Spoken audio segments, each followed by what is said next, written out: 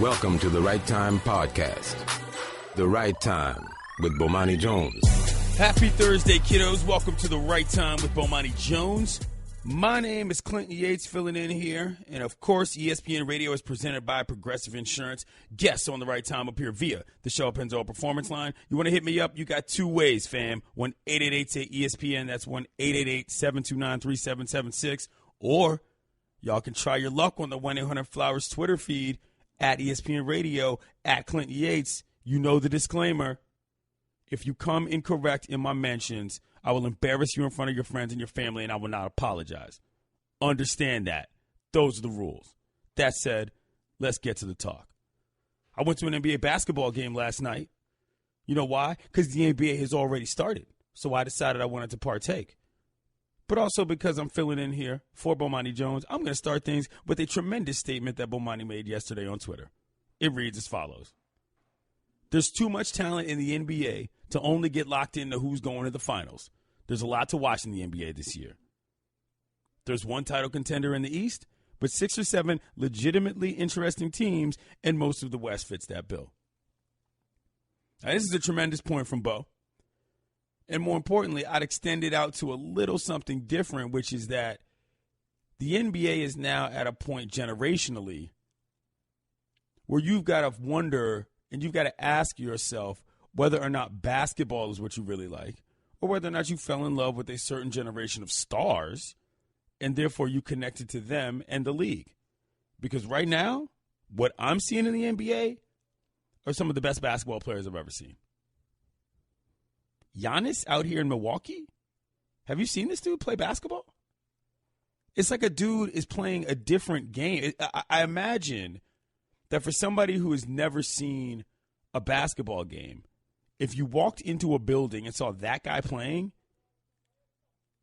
you would have a completely different understanding of what the sport was versus otherwise. My man put on a clinic against the Celtics last night, and it was unbelievable. I happened to be at the game where Joel Embiid was playing against my Wizards. The Zardos had a little trouble handling them, but Embiid, again, he started off the game standing outside, pump fakes a three. My man is a center, by the by. Gets Marcin Gortat up in the air, and then almost ends Jason Smith's life on 2 dribbles and tried to cram it, but he missed it. There are some incredible basketball players that are in the league now, and there are some even more intriguing stories from a team standpoint.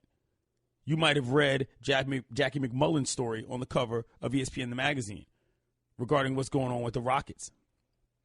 The Arugulas, as I like to call them. If you want to know what the etymology of that is, you can ask me that on the side, and I'll let you know.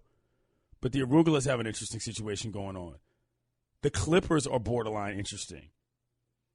And we're just out west. You know, it seems obvious if you want to talk about how the NBA offseason is more interesting than the NBA regular season.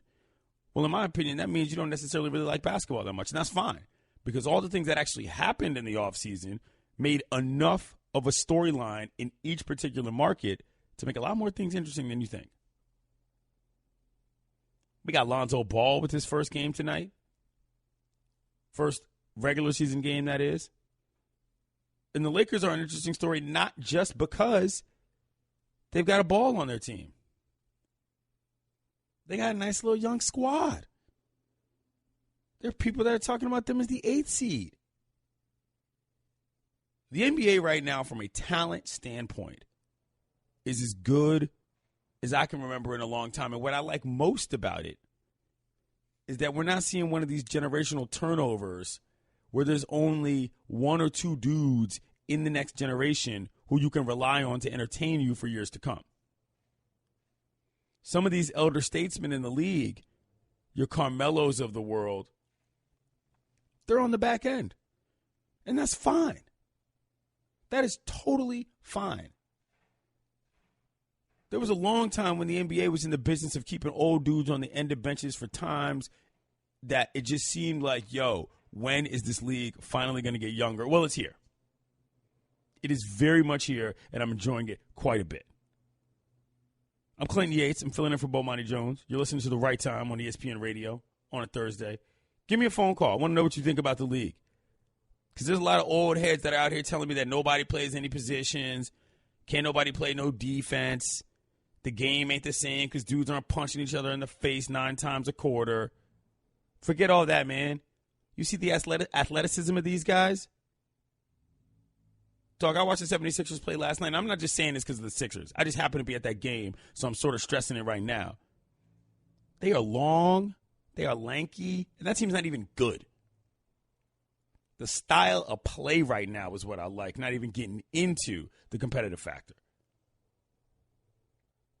Mazzardo's got a couple issues, but they're looking all right.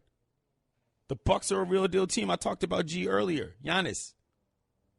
The Celtics are obviously a good team.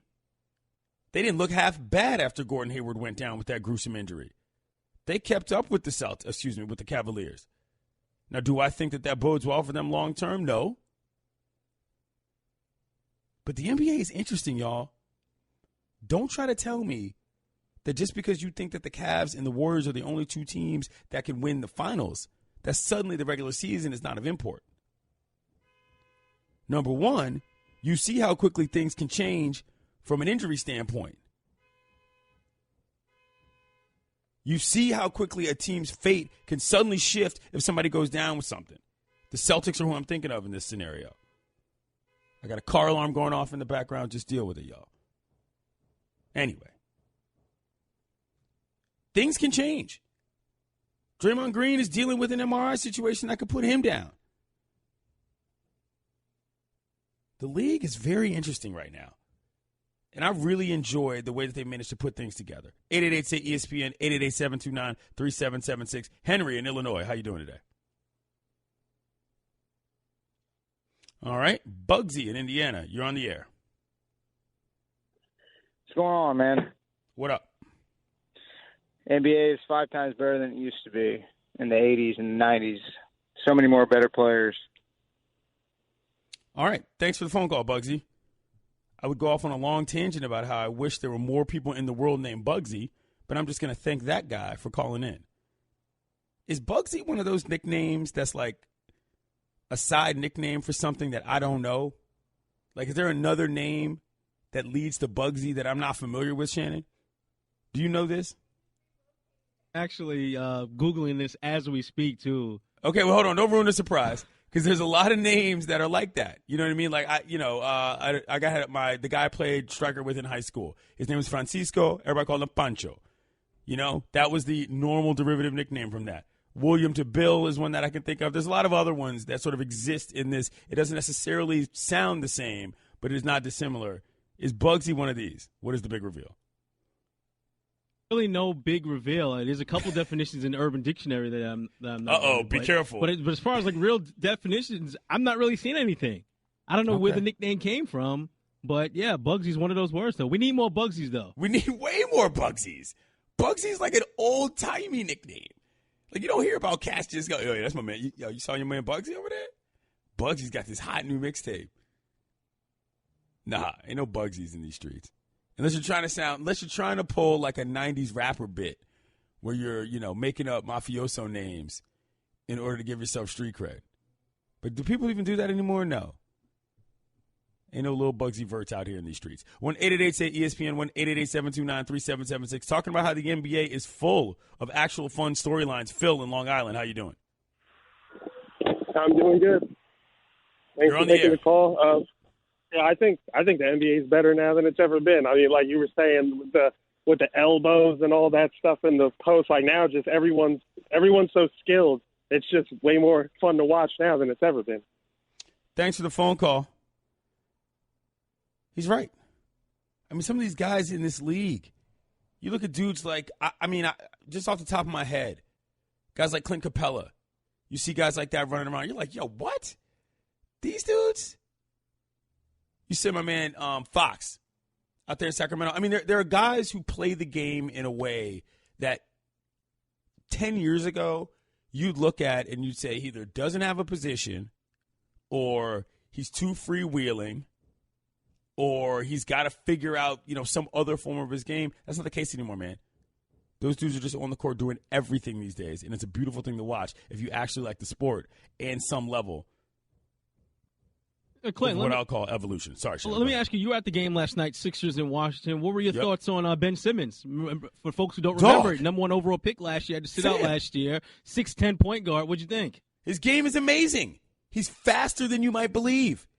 That was the thing. It was his foot quickness with and without the ball that shocked me. He popped a quick steal on a breakaway on a botch pass, was down the court in three paces and jammed it. Like, 6'10" point guard, I don't know what you – like, here's the thing. You don't have a pre-programmed belief as to what that's supposed to mean anymore. You might see it in college. You might see the way that guy's game adapts from what he was playing against at the NCAA level to the pros. But when you don't really see guys that much in college and or they're off a couple years, you don't really have any idea what you're going to get. This dude was good. And I'm not just talking about serviceable. And he wasn't even the best player on the court last night. John Wall might have been the best player on the court, but dude Covington had 29 points. This guy went to Tennessee State. He had 6 threes. Tell me you'd heard of that guy before last night. You hadn't. All right? The NBA right now is as high on a player-to-player talent level as it's ever been in my lifetime, and I, for one, am happy to see it. We got a lot of guests today. Should be a fun one. Chris Forsberg is going to join us at 4:30. He's going to talk about the Celtics. Cian Fahey. I still don't know how to pronounce that correctly. I listen to Lebertard all the time, and I still botch it. He's going to come on at 5 o'clock from Pre-Snap Reads and the Nickel Package to talk about Thursday Night Football today as well as some other things. Adam Schefter is going to join us at 5:30. For those of you who listened last week in that slot, he gave you a little news. We talked about it. That news came to fruition. And at 6:30, John Manuel, editor of Baseball America, is going to join us to talk a little Major League Baseball playoffs. Should be fun. Taking Warrior calls next. Also, we're going to ask this question. Did the NBA season start too early? Whole lot of injuries on the docket, kiddos. I'm Clinton Yates, filling in for Bomani Jones. It's The Right Time on ESPN Radio. The Right Time with Bomani Jones. My name is Clinton Yates, filling in here on a Thursday. ESPN Radio is presented by Progressive Insurance, and guests on The Right Time up here via the Shell Penzo Performance Line. Get in touch with us on the 100flowers.com Twitter feed, at Clinton Yates, at ESPN Radio. Got some decent tweets so far. I'll read some later if y'all step your game up. But right now, it's time for Straight Talk, brought to you by Straight Talk Wireless. Best phones, best networks, no contracts. The NBA season has gotten off to an interesting start. There's a lot of storylines going on. Boogie Cousins is already getting texts. The Suns are already getting blown out of the building. The Minnesota Timberwolves have lights on their court. We're barely even talking about basketball. We don't even have to mention the Cleveland Cavaliers nor the Golden State Warriors. There's all kinds of fun things happening around the league from a talent standpoint and a storyline standpoint. But one of the biggest, obviously biggest things are the injuries that have come about so far. Everybody in America saw Gordon Hayward's injury. Less than 10 minutes into the opening game against the Cavaliers. It was gruesome. It was disgusting. And it showed that a lot of the players in the NBA have a decent amount of class. A lot of guys went over to talk to Hayward in the locker room, teammates and non-teammates, obviously. That was a bad situation. But also, yesterday, the Nets' Jeremy Lin, might have been 2 days ago, he ruptured his patella tendon, and his season is likely done. The Nets made that announcement today. It was on Wednesday, It was yesterday. Draymond Green for the Warriors. MRI results negative. Status is uncertain on his left knee strain. He missed the final quarter of Tuesday's game. Chris Paul is dealing with the situation. Now, if you recall, the NBA started this season early because they wanted to stretch out games. They wanted to prevent some of these back-to-backs. They wanted to prevent people from having to sit due to rest. But when you start a season earlier, I don't know how many more injuries we have to have before we start to wonder if this move has in fact backfired on the front end. Because while you start the season earlier, that shortens the offseason, the normal sort of body clock that a lot of these guys use to get in shape. I don't know. I'm not a doctor. But I know we've seen some ugly injuries. And I also know that this proves, if it is true, the larger point about this, which is that it's not necessarily the time between games in the NBA. It might just be too many daggone games. These guys, the way they play now, the way people's bodies are, it's not the same grind. Dudes are bigger, stronger, faster. So playing 82 games, the human body is still the human body. And that sounds trite, but my point is that it might be time to shorten the games, because if you're asking bodies to do this for that length of time at the level of execution they're doing, they're not going to be able to do it for as long, which ultimately harms the league. That's the point here. Now, I don't know how many things have to happen before that becomes a reasonable assertion, and I don't really know that it's even fair to correlate those things. But I can tell you that Jeremy Lin going down in a heap, and Gordon Hayward going down in a heap, and various other guys pulling up after games 1 and 2 is very unfortunate. And that'll dead a whole lot of this progress in terms of what people like about the league. For all these storylines I'm talking about, injuries are not one you want to be part of it. That's not a good situation at all. 1-888-SAY-ESPN, 1-888-729-3776. We're talking about the state of the NBA. We're talking about the injuries. We're talking about the fact that Warriors-Cavs is not remotely the only conversation worth having if you are an actual basketball fan. Marco in D.C., what's up? Clayton, what's going on, man? Thanks for taking my call. No problem. Hey, two quick things. I think real quick on the injury front, I don't think you can correlate, especially what happened with Gordon Hayward and Jeremy Lin on starting early. Those are freak things. Patellar tendon doesn't rupture from, conditioning. That's kind of a freak thing too. Some of the other injuries I'm not so much know what's going on about, but I don't think you can really correlate those things. But what I wanted to talk about is I totally agree with you. I think the state of the NBA is I'm fascinated. Like, I can't wait tonight for Melo playing the Knicks. But one of the things to your point about the offense and how freakishly talented these guys are nowadays, I'm getting tired of people saying how nobody plays defense. I think because of how talented these guys are on offense, they're unguardable. I think someone needs to think about a little more how these guys are so good. The talent has exponentially increased over the last 10, 20, 30 years. If you go back in YouTube, like Jerry West, and even more recent than that.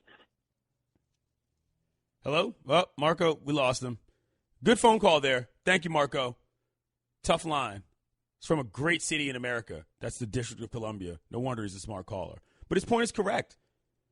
The entire visual vocabulary of what we understand basketball to be is completely changed if you're, 40 or under. 40 or over. You're not looking at dudes doing the same thing. All right? This is not your grandfather's league. It's just not. So don't tell me guys can't play defense because they're guarding people that were doing things that were never being done before. This is what Marco was getting at, which is a very good point. Let's get one last quick phone call here. John in Philly. How you doing? What's going on, Clinton? Thanks for taking the phone call, man. No problem. All right, so just to follow up on what the dude before him was saying, and you were touching on it with, old heads getting upset about, the idea of, positionless basketball. Why is that a bad thing? You talk about, what's more exciting than you watch Kevin Durant, 6'11", 7 foot, can play every position, taking a ball, blocking a shot, taking it the full length of the court, dunking or pulling up for a three. Why is that bad compared to, I'm thinking the late 90s when you had, and I don't want to call out, Dale Davis as a power forward, but, dude was very limited, you know what I mean? Good defender. But, what was he doing offensively? What's more exciting? And, you talk about Giannis, who you got to talk to your boys at ESPN. We need more nationally televised games for Milwaukee. But, dude can do everything. And, why is that bad? The athletic capability of the NBA is just skyrocketed. And then you look at, other sports, let's be honest, baseball, playoffs are exciting, but regular season's decently boring, right? NFL is not off to, such a hot start. The NBA is the most exciting professional sport to watch right now. Thanks for the phone call. He's exactly right. I'm totally with him. I would never, ever diss Dale Davis to his face, though. Just a point of clarity, Mr. Davis, if you're listening. I was a large fan of your game. That may or may not be true, but I'm going to say that on the air because I respect your gangster. Straight Talk Wireless, nationwide coverage on America's largest and most dependable 4G LTE networks. Coming up, Chris Forsberg, ESPN.com Celtics reporter, is going to talk to us about the state of that team after the Gordon Hayward injury. I'm Clinton Yates, filling in for Bomani Jones. It's the right time on ESPN Radio. If you travel for business, you know it's a game of wins and losses. Popping open an overhead bin and finding it empty, that's a win. Sleeping through a wake-up call, that's a loss. Brett, buying your business trip at Upside.com, well, that's not just a win, it's a triple win. Number one is Upside has the absolute best available prices for flights, hotels, and rental cars. Win number two is that Upside will reward you with a gift card to places like Amazon.com every time you buy a business trip. And number three is the amazing 6-star treatment from Upside's customer service specialists, who they call navigators. Upside navigators are instantly accessible 24/7 on the Upside app, even reaching out to you to help you avoid a problem before it happens. And I'm going to start your Upside 6-star treatment right now.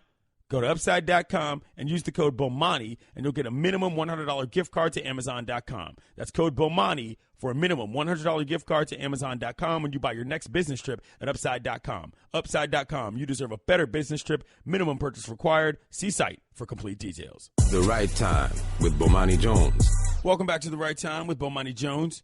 My name is Clinton Yates, filling in here on a Thursday. ESPN Radio is presented by Progressive Insurance, and guests on The Right Time appear via the Shell Pennzoil Performance Line. You want to hit me up, do so on the 1-800-Flowers Twitter feed, at ESPN Radio, at Clinton Yates. If you want to give us a phone call, 1-888-ESPN, 888-729-3776.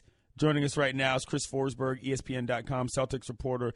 The last time I talked to Chris specifically, we were yammering on and on about Danny Ainge's decisions. Right now, Celtics world has changed drastically. I'll ask you on what is, I guess, day 3 of post-Gordon injury, what the state of Celtics fan affairs is right now. It's a tough position, right? You know, there's so much hope coming into the season about what this team could be and what they could do after adding 2 All-Stars in Gordon Hayward and Kyrie Irving this offseason. And then you go out and just 5 minutes into that first game. I mean, that just not only a horrific injury, but, you know, just changes the whole complexion of the season for the Celtics. So I think it's you can tell even last night, you know, their home opener, it's supposed to be the celebration about this year's team and what can be. And guys were just it was tough to get up. And even though they tried to bring Gordon into the mix by putting him up on the Jumbotron, all it did was hammer home the fact that he wasn't there. And so I think if you're a Celtics fan, you're looking at this team and you're saying, all right, what are new expectations? And, those will probably be diminished a little bit, but you put a bigger stock in the younger players and hope that, you know, by the time you get Gordon Hayward back, maybe you can charge back up those what you're shooting for, and maybe you're in a better position a little bit because of it, because these young guys are going to get a chance. I don't want you to play doctor, Chris, but my basic question is, I mean, how bad is it? Like, it looked awful, but they're saying just a fractured ankle, so I'm not really clear on what exactly this means from a health standpoint for Hayward. Yeah, I don't know if anyone knows right now. I mean, they just went in there last night. He gets out of surgery at midnight. Sounds like anyone's, like, hesitant to put a real timetable on it. You know, the one thing that they've kind of stressed is that, like, they expect a full recovery. Because when you see a horrific injury like that, you know, fear or not, your first thing is, will he ever be the same player? Is this it? Yeah. Yeah, and the way that ankle was bent, like, that's a fair thing to wonder. But, you know, it does sound like the one thing that the Celtics put out a statement today and said that they had to fix some, they stabilized some ligaments and the bony structure. Something. I'm not putting on my doctor cap right now, but it does sound like there was something in there that, you know, beyond just a clean break of the tibia that they had to go in there and fix. And obviously the ankle was dislocated, and they were able to put that back on the court. You know, everyone seems to have a different opinion. All these Twitter doctors and experts you hear. You know, some say there's a chance he can get back, and our Jeff Goodman talked to Shavlik Randolph, who had what sounds like a similar injury, and he was able to get back. Breaking it early in the season and getting back by the end of the year. I don't think they want to put that on Gordon right now. Especially, you just can't expect him to go through this recovery and then be the player that he was coming out that quickly and just mentally getting over those hurdles. I think they're bracing themselves for this to be out for the season. And if somehow you look up in March and he's in a position where he can come back and help this team, maybe then you start thinking about that. But I do think they'll be careful.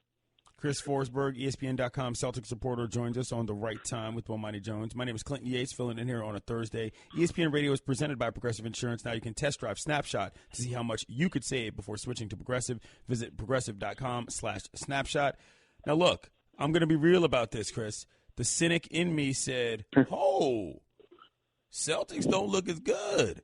this opens up some avenues for some other teams. Now, I'm being a little bit flip in that, and I'm not trying to not show enough deference to the injury because it's bad. But my question basically is this: how much does this actually hurt the team in terms of their ability to make a deep run, in your opinion? Oh, for sure. I mean, let's face it. I think coming off of last season, you look at the Celtics and you said, what were they missing?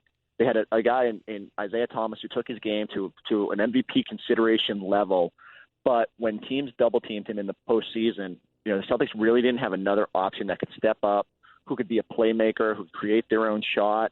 And so that was the big thing this offseason, is even before the Kyrie trade goes down, they get Gordon, and all of a sudden, this is a guy they could run with the second unit when Kyrie or Isaiah, whoever was going to be, went to the bench. And all of a sudden, even in these first two games, you've seen it. The teams are putting more pressure on Kyrie, and the Celtics have a ton of young guys now. In order to get Gordon Hayward here, to get Kyrie Irving here, they had to sacrifice a lot of their depth. And they just don't – they're running into almost the same problem they had last year, so that naturally puts a ceiling on how far you can go. And so, that's on – the big thing here to me is, like, how does Kyrie Irving respond to this? Yeah. We know he wanted out of Cleveland in order to be the guy in the spotlight, in order to show he could be a different level of player than we have seen to this point. Does he embrace this? Certainly he'd probably prefer to have Gordon Hayward out there helping him, but this is a chance for him to show that, hey, he can take a team that maybe no one thinks can compete the way it did and try and get them to another level. And then the other thing is the young guys. I go back to it, like Jason Tatum and Jaylen Brown, the number 3 picks in the last 2 drafts. They've looked really good these first 2 games, and I think that's a good thing for the Celtics further down the road. But can they maintain that, moving forward, and can they be impact players? That to me determines whether Boston hangs with the Torontos and Washingtons and Clevelands. I wonder if as much as it's a little bit of doom and gloom right now, you do wonder if they had found a way to win that game against the Cavs, if they had found a way to hold on to that fourth quarter lead last night against Milwaukee. They would be viewing it a little bit differently. Obviously, right now, they got to show that they can win those sort of games in order to be taken as much of a contender as we thought they were coming into the season. I got to tell you, Chris, one of the things that intrigues me the most about this is Brad Stevens. I mean, this is a very unique coaching position to be in for a lot of different reasons. He's still considered a relatively young coach in this league on certain levels, and this is a challenge like one I cannot remember for a guy like this in the league. How do you think he is going to be able to implement what he does best, considering he lost not just his guy that he wanted this offseason, but his guy from college? Yeah, you think about it, like, yeah, he came into the year, and you could tell he was very excited about all the new pieces. But here you are, a coach coming off a 53-win season. People have upped their expectations of you, and you got to figure out how to integrate 11 new guys onto your team. So there was already a challenge in that. Now you've lost one of the 2 star players that were supposed to help you, the guy you were probably most familiar with and knew how to best utilize his skill set. So this definitely puts a challenge on Brad. I mean, you look at their roster. There's a lot of young guys. I think they played 4 rookies last night, not only Tatum, but Semi Ojeleye and Daniel Tice, who came over from Germany. There's a lot of young guys that are out there trying to figure things out on the fly. And, I mean, I think Kyrie looked up at one point last night and was like, man, I haven't even practiced with some of these dudes yet because we didn't think we'd be in this position where the Celtics would be playing these young guys. So they've got to figure that out. That's a challenge on Brad. How do you mix and match these guys now? But I do think he'll embrace that. The one thing that Brad loves is, is sort of being that underdog. It's the whole that was kind of the big thing coming into the year too. It's like the Celtics had never had lofty expectations on them. With this new group, that was sort of assumed they had to get back to that conference final level. Well, now they're the Butler type again. They're the spunky underdog. And anyway, the Celtics are in a bad position. I was going to ask him about Giannis next. I feel bad. I wanted to hear what somebody who actually saw the man play in person thought. Anyway. He's Chris Forsberg. He's ESPN.com Celtics reporter. We like him. He seems to be in relatively decent spirits considering the situation. I think once the initial shock was gotten over in Boston, you sort of realized, well, this team isn't absolutely garbage. And, eventually he's going to play again. And at least you got Kyrie, too. Man, it would have been awful if they hadn't got the other. Can you imagine that? Imagine the team they'd have if they didn't have Kyrie. Boy, that'd be tough. Coming up, we're going to talk a little bit more NBA. There's a couple other storylines I want to get into, and we still got some phone calls. Give me a phone call, 1-888-ESPN, 888-729-3776. Tell me what you're interested in about the league. I think the talent is better than ever, and I will argue with all you old heads in the barbershop about that, wearing your little Jordan Air One reissues. Talk to me. I'm Clinton Yates. It's The Right Time with Bomani Jones on ESPN Radio. The Right Time with Bomani Jones. Welcome back to The Right Time with Bomani Jones. My name is Clinton Yates, filling in here on a Thursday. ESPN Radio is presented by Progressive Insurance, and guests on The Right Time up here via the Shell Pennzoil Performance Line. Some of y'all are coming very weak on the 1-800-Flowers.com Twitter feed, at Clinton Yates, at ESPN Radio. I'll get to some of those shortly. But let me just be clear about something. If you find yourself using the term ghetto blaster, you need more black friends. Understand that. That term is out of favor, borderline racist, and it sounds stupid. Just saying that. Anyway, the NBA right now, as I was saying earlier in the program, is at a tremendous level of talent. I hear guys telling me all the time, and by guys I mean dudes who are older than I am. I'm 36 years old, talking about how certain players couldn't have survived the 80s and the 90s.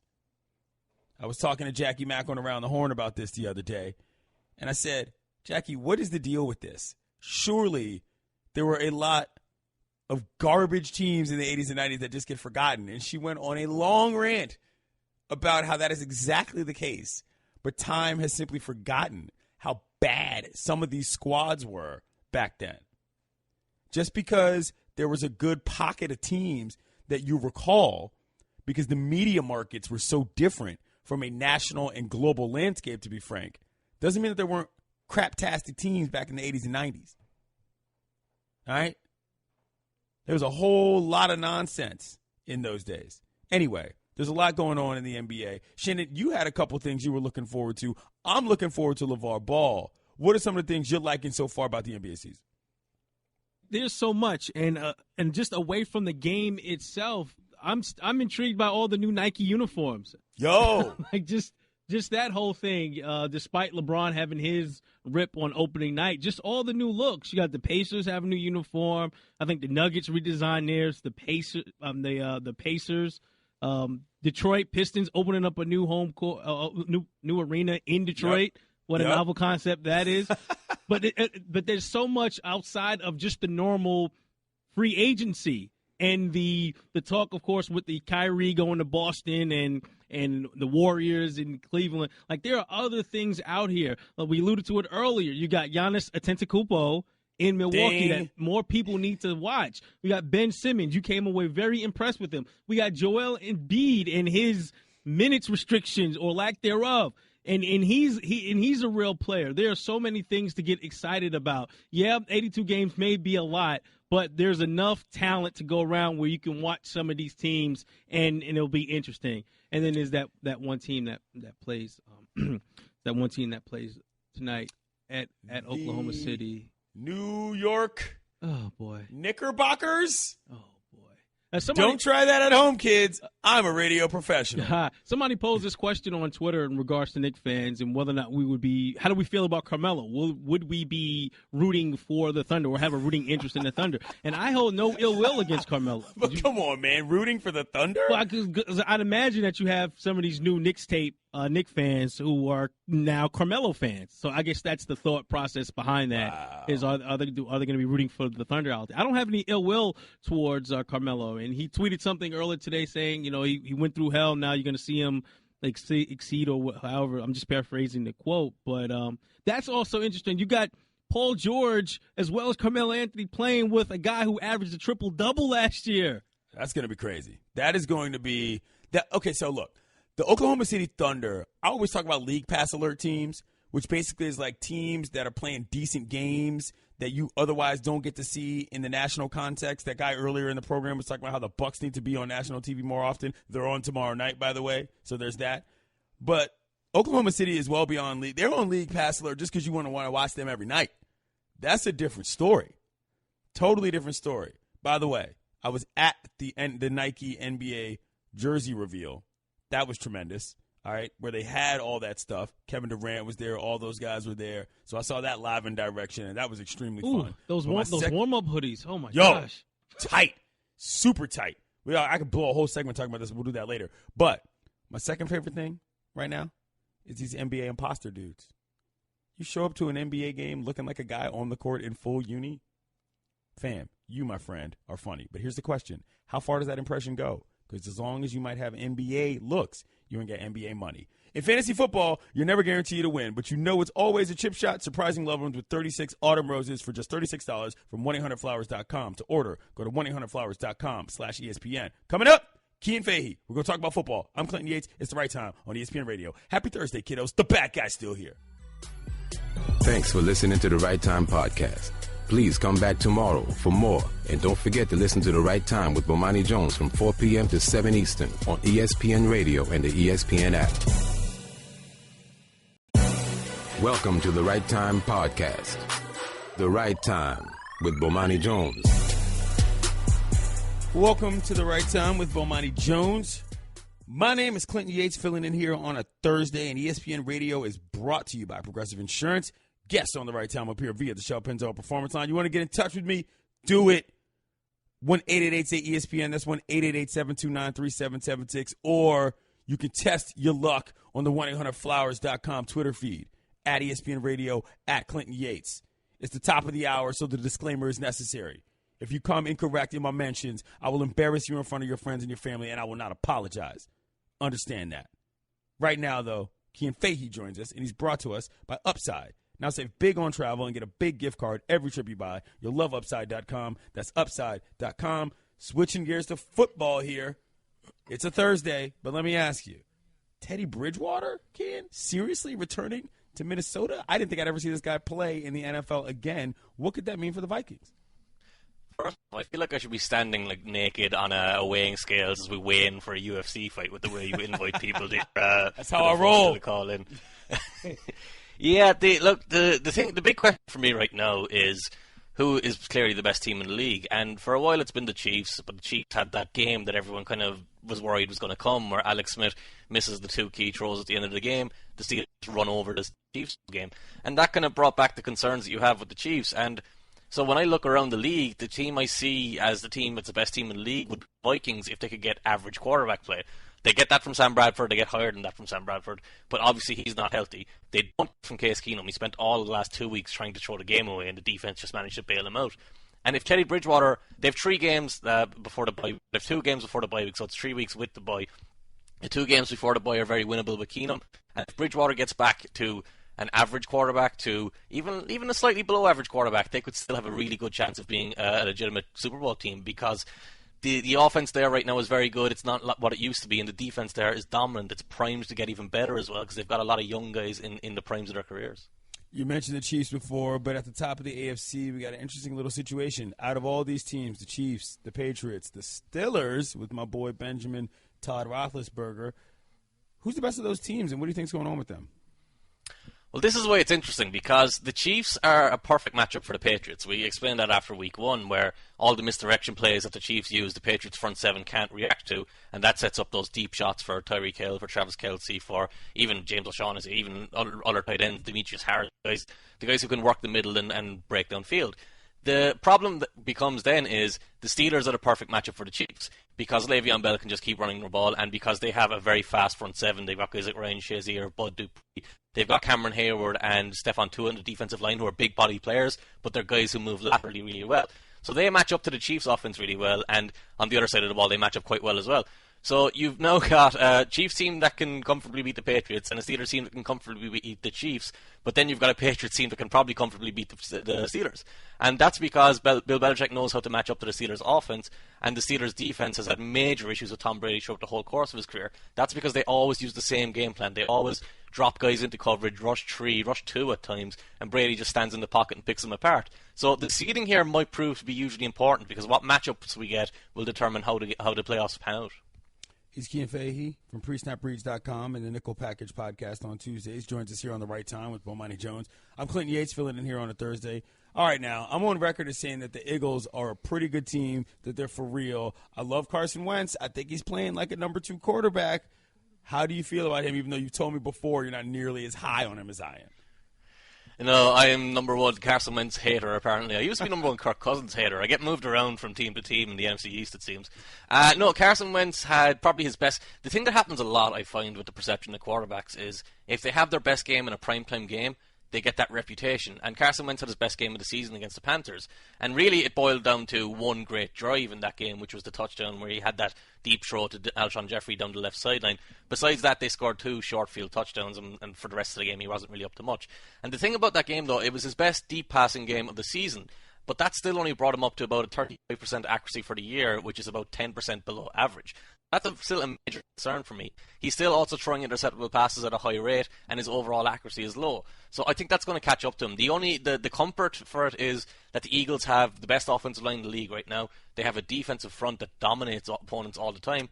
Jeffrey is able to get open consistently as well. So he's set up for success there. He's going to be consistent enough and good enough, and where he's going to develop enough over the course of the season to make such a dominant team that they could be. I don't know about that. He's a winner. Don't you get that?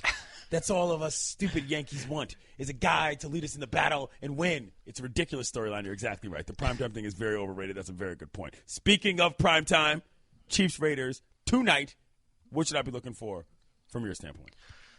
I think we already talked about the Chiefs. We've kind of talked the Chiefs to death a little bit. The big thing with the Raiders is like Derek Carr. It feels like Derek Carr has rushed back from that back injury. I'm generally someone who thinks Derek Carr is an effective quarterback and probably an above-average quarterback. I'd never really got the top 5 talk and all that hype. But when you're coming off a back injury, like we have Tony Romo in the boot right now, and the reason he's in the boot is because he played with a bad back, and his back got worse.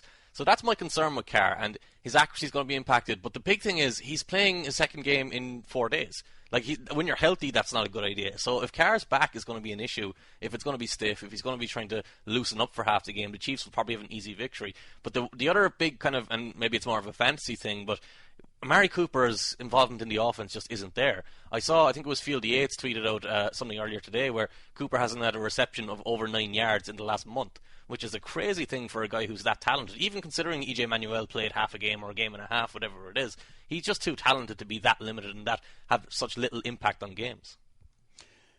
The Browns, you actually watch this team? I mean, I know it's your job, but like you actually have to do this, and you actually have to break down that film. No. You see, Kevin Hogan. This is the key. You see, I'm a veteran at this stage, so you watch the Browns, you watch the bad teams while Red Zone is on the Sunday.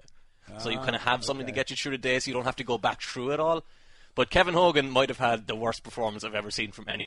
This is coming from someone who's watched Ryan Fitzpatrick and Brock Osweiler in great detail. He literally can't throw the ball. His first interception, it was like a 10-yard out route from the near side of the field, so that's the near hash. So it's brought a 15, 16-yard throw, and the ball was about 2 seconds too late, and John Joseph just broke on it, and he didn't actually catch that one. He got an interception later on. But yeah, they're going back to Deshaun Kaiser. Kaiser wasn't good, but Kaiser's also extremely young, and his big plays, his positive plays were all there. So they've got to the right spot again. The problem is you don't know if Hugh Jackson is kind of just desperate at this stage and making ridiculous moves for the sake of making ridiculous moves. All right, last question, Cian. Who has the upside this weekend? So, not to blow my own trumpet a little bit, but before the season, I wrote an article called Colin Kaepernick is Better Than Joe Flacco, and I went through it, and the reasons why were Joe Flacco's usually inaccurate, and he throws a lot of turnovers. And that's been the case this year. Now Flacco has to go into Minnesota, and like that defense we just talked about, that Everson Griffin, you've got Daniel Hunter, you've got guys coming off the edges, you've got Anthony Barr looks good again this year after a down year last year, and that's an offensive line without Marshall Yanda. It's an offensive line that has struggled. So you've got Flacco in there who's likely to make mistakes, who doesn't react well to pressure, and you've got that Vikings defense that just swarms. So Flacco's going to have a rough week, but I think the Vikings defense might have a great week. All right, he's Cian Fahey. You can see him on presnapbreeds.com, and you can listen to his podcast, The Nickel Package, every Tuesday. Thank you, Cian. Thanks, man. Coming up, going to talk about Zeke Elliott's 6-game suspension. It is apparently on hold again after he was granted a stay. I'm Clinton Yates. Did I say I was Bomani Jones earlier? If I did, I was wrong. Bomani Jones is smarter than I am, and I have hair, and I speak fluent French. But again, he's smarter than me by a lot. ESPN Radio. It's the right time. If you travel for business, you know it's a game of wins and losses. Popping open an overhead bin and finding it empty, that's a win. Sleeping through a wake-up call, that's a loss. Buying your business trip at Upside.com, well, that's not just a win, kiddos. It's a triple win. Number one is Upside has the absolute best available prices for flights, hotel, and rental cars. Win number two, and that Upside will reward you with a gift card to places like Amazon.com every time you buy a business trip. And number three is the amazing 6-star treatment from Upside's customer service specialists, who they call navigators. Upside navigators are instantly accessible 24/7 on the Upside app. even reaching out to you to help you avoid a problem before it happens. And I'm going to start your Upside 6-star treatment right now. Go to Upside.com and use the code Bomani, and you'll get a minimum $100 gift card to Amazon.com. That's code Bomani for a minimum $100 gift card to Amazon.com when you buy your next business trip at Upside.com. Upside.com, you deserve a better business trip. Minimum purchase required. See site for complete details. I ain't got that much hair, though. The Right Time with Bomani Jones. Welcome back to The Right Time with Bomani Jones. My name is Clinton Yates, filling in here on a Thursday. ESPN Radio is presented by Progressive Insurance, and guests on The Right Time up here via the Shell Pennzoil Performance Line. You want to hit me up, do so on the 1-800-Flowers.com Twitter feed, at ESPN Radio, at Clinton Yates, or you can call me, 1-888-ESPN. That's 1-888-729-3776. Football season is heating up, y'all. Tune in Sunday as Frank Gore and the Colts host Leonard Fournette and the Jags. Pregame begins at noon Eastern on most ESPN radio stations. All right, y'all, here's the news. Ezekiel Elliott's 6-game suspension is again on hold after the Cowboys running back was granted a stay. A U.S. District Court judge in New York granted a temporary restraining order blocking the league's 6-game suspension of Elliott. The judge ordered the NFL to appear before a presiding judge in New York by October 30th to argue why the suspension should not be blocked. Now, those of you who were listening to this program last week when I was thinking that the Nationals were going to advance to a different championship series, and they weren't, took a little sojourn to talk to Adam Schefter, as they do every week on The Right Time at 5:30.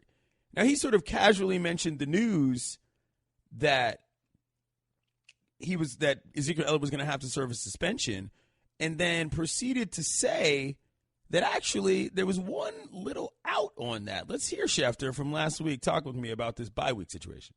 What happens is if the Cowboys were not on a bye week, then the suspension would go into effect for this weekend, and it would be over, okay? The 6-game suspension would begin.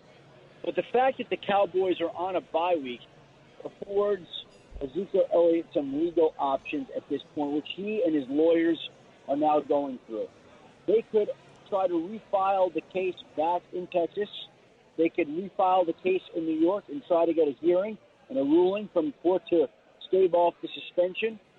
But the fact of the matter is they are now discussing their options with the Cowboys on that bye week. There will be a flurry of activity next week. There will be legal options for Zeke to get the suspension temporarily lifted. The legal team is now trying to figure it out.